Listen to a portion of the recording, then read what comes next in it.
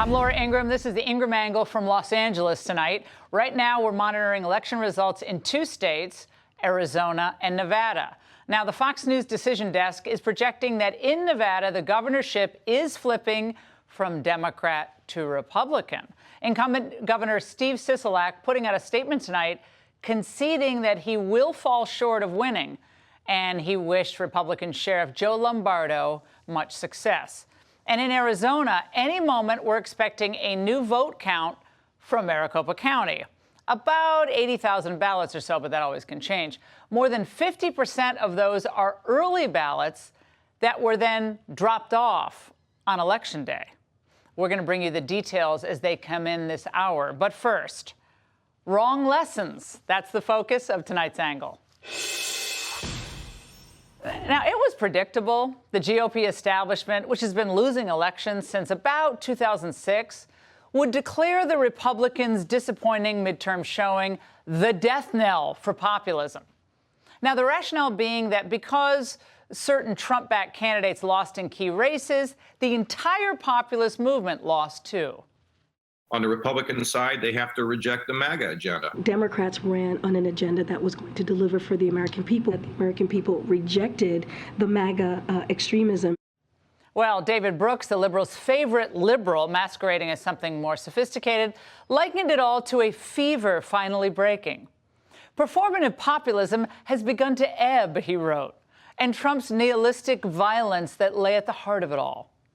Writing in the New York Times, Matthew Continetti struck a similar note, arguing that Tuesday's results bear a striking resemblance to the midterm elections of 1998, when setback then led to renewal, when the party then went on to embrace Texas Governor George W. Bush, who had won re-election, of course, in 1998 in Texas.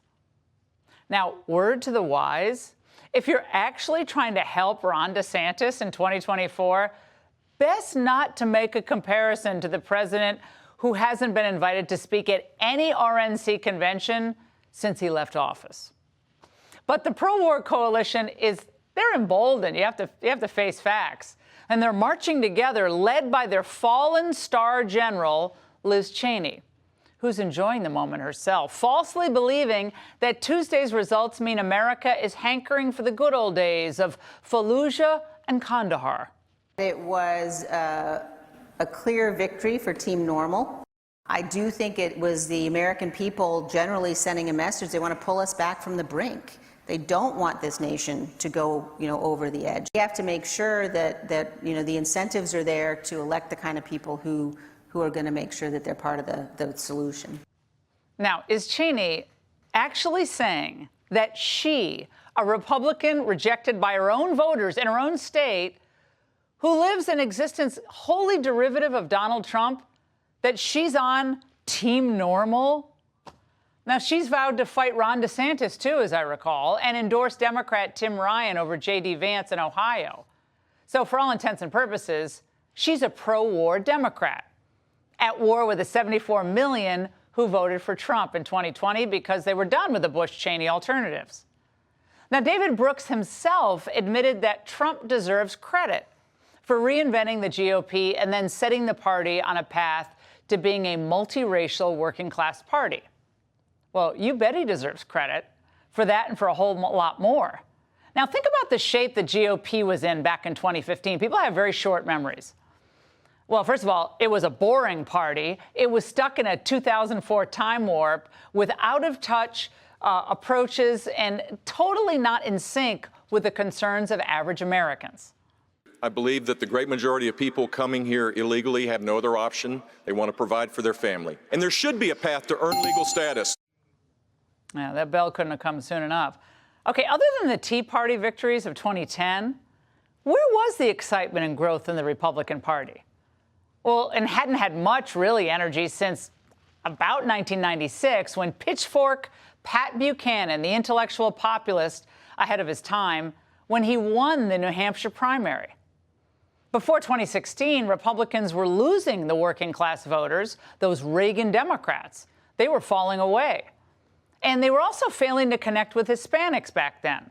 And let's not forget, Republicans, they were helping China get richer and more powerful. as more Americans, of course, had their jobs shipped overseas. Obama beat both of their establishment candidates in 2008 and then 2012. McCain and Romney were annihilated. Florida went Democrat in both cycles, and in the process, Obama chalked up 2 Supreme Court justices. Would have had 3 if it weren't for McConnell. The establishment GOP had embraced globalism and endless war. They'd overseen the flattening of America's wealth and presided over the 2008 economic meltdown, all the while paying lip service to social conservatives. Well, Trump came in, and he turned that all around. Fast forward to today. Now, I'm not going to dwell on Trump's dust-up with other potential 2024 nominees, but as far as DeSantis is concerned, keep your eye on the establishment types who start throwing money at him. The big government coalition representing Wall Street, big defense contractors, big tech, oh yeah, they're already circling. And they're going to try to co-opt DeSantis and change him. And eventually, they'll try to swallow him whole. What is DeSantis's populism? Does he get more populist? Does he actually replace Trump in the fringy way? Or does he replace Trump and sort of move back more to the middle? I mean, I think the gestures are going to be there, but, you know, it's going to be more mainstream. More mainstream. In terms of what Wall Street wants. What Wall Street wants, what corporate America wants. I mean, the question is, would you pick a fight with Disney today? Picking a fight with Disney? Disney was picking a fight with parents, Andrew.